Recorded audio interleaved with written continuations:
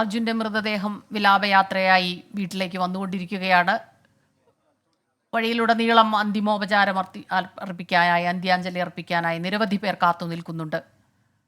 കണ്ണാടിക്കലിലെത്തുമ്പോൾ വിലാപയാത്രയായി വീട്ടിലേക്ക് 2 കിലോമീറ്ററോളമുണ്ട് കണ്ണാടിക്കൽ കവലയിൽ നിന്ന് അർജുൻ്റെ വീട്ടിലേക്ക്.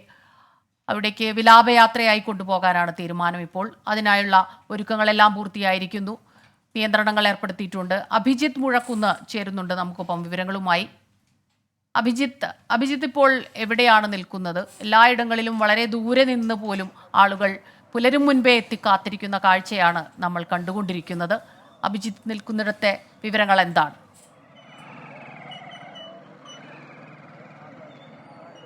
സ്മിത, കണ്ണാടിക്കൽ ജംഗ്ഷനിലാണ് ഞാൻ നിൽക്കുന്നത്. ഒരു ഗ്രാമം ഒന്നാകെ ഇവിടേക്ക് വരുന്നൊരു കാഴ്ച.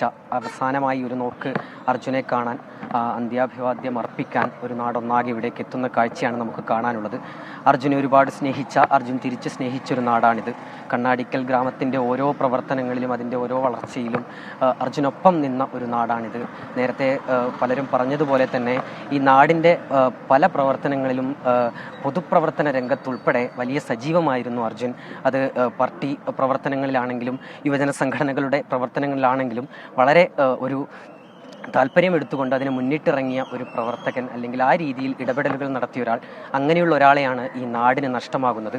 അതിനാൽ തന്നെ നിരവധി പേർ അർജുനെ കാണുന്നതിനായി ഇവിടേക്ക് എത്തിയിട്ടുണ്ട്. പൂളാടിക്കുന്നിൽ നിന്ന് ഈ കണ്ണാടിക്കൽ ജംഗ്ഷനിലേക്ക് മൃതദേഹം വഹിച്ചുകൊണ്ടുള്ള ആംബുലൻസ് എത്തും. തുടർന്ന് ഇവിടെ നിന്ന് കാൽനടയായാണ് അർജുൻ്റെ വീട്ടിലേക്ക് എത്തുക. ഇവിടെ നിന്ന് ഏകദേശം ഒരു 1.5 കിലോമീറ്റർ ദൂരമുണ്ട്. ആ ദൂരം അത്രയും കാൽനടയാത്രയായാണ് മൃതദേഹം എത്തിക്കുക. അതിനായുള്ള ക്രമീകരണങ്ങൾ ഇവിടെ നടന്നു വരുന്നുണ്ട്. ചേട്ടാ, അർജുന അവസാനമായി ഒരു നോക്ക് കാണാൻ വേണ്ടി കാത്തിരിക്കുകയാണ്. എല്ലാവരും കാത്തിരിക്കാനെ കാണാൻ വേണ്ടിയിട്ട് വരും. എങ്ങനെയാണ് ചേട്ടാ അർജുന ഓർമ്മിച്ചെടുക്കുന്നത്? കാരണം ഇവിടെ ഈ പൊതുപ്രവർത്തന രംഗത്തുൾപ്പെടെ അർജുൻ ഒരു നിറസാന്നിധ്യമായിരുന്നു അല്ലേ? അത് ഡിവൈഎഫിൻ്റെ ഒരു പ്രവർത്തകൻ എന്നുള്ള രീതിയിലാണ് പുറത്തേക്ക് അറിഞ്ഞുകൊണ്ടിരുന്നത്. പിന്നെ ഇത് പെട്ടെന്നാണല്ലോ ഇങ്ങനെ ഈ സംഭവങ്ങളൊക്കെ ഉണ്ടാവുന്നത്. നമുക്കൊരു അനുഭവമാണല്ലോ. 10-75 ദിവസം കഴിഞ്ഞിട്ട് ഒരു ബോഡി വരിക, അത് കൊണ്ടുവന്ന് വെക്കുക എന്നൊക്കെ പറയുമ്പോൾ അത് ആ ഒരു അനുഭവമാണ് നമ്മൾക്കൊക്കെ മാനസികമായിട്ടുള്ള വിഷമം ഉണ്ടാക്കുന്നത്. അല്ലാത്തൊരു വിഷമമല്ലല്ലോ.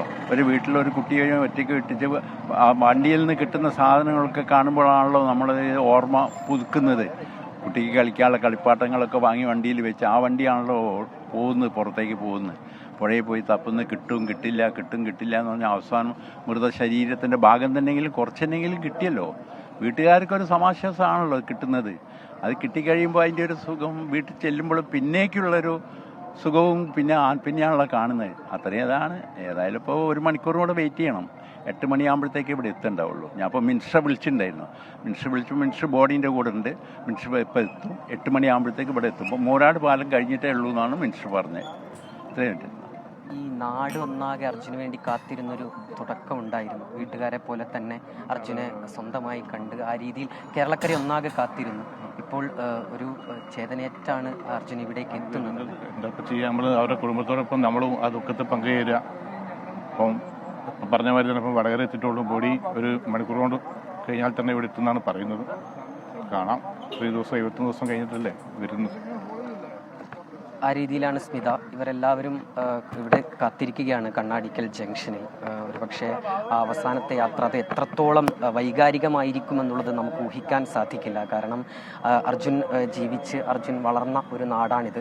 അവിടേക്ക് അർജുൻ്റെ അവസാന യാത്ര എത്തുമ്പോൾ അത് ഏറെ വൈകാരികമായിരിക്കും എന്നുള്ള കാര്യത്തിൽ യാതൊരു സംശയവുമില്ല.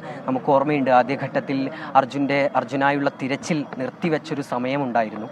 അർജുനായുള്ള തിരച്ചിൽ ഊർജിതമായി നടക്കുന്നില്ല എന്നുള്ള പരാതി ഉയർന്നൊരു സമയമുണ്ടായിരുന്നു. അന്ന് ഈ കണ്ണാടിക്കൽ ജംഗ്ഷനിലാകെ വലിയ പ്രതിഷേധം നടന്നത് നമ്മൾ കണ്ടതാണ്. അന്ന് രാത്രി ഏറെ വൈകിയും ഈ നാട്ടുകാരൊക്കെ തന്നെ ഇവിടേക്ക് എത്തുകയും അർജുൻ്റെ തിരച്ചിൽ കൃത്യമായി നടത്തണമെന്നുള്ളൊരു ആവശ്യം ഉന്നയിച്ചുകൊണ്ട് ഒരു പ്രതിഷേധം നടത്തിയത് നമ്മൾ കണ്ടതാണ്.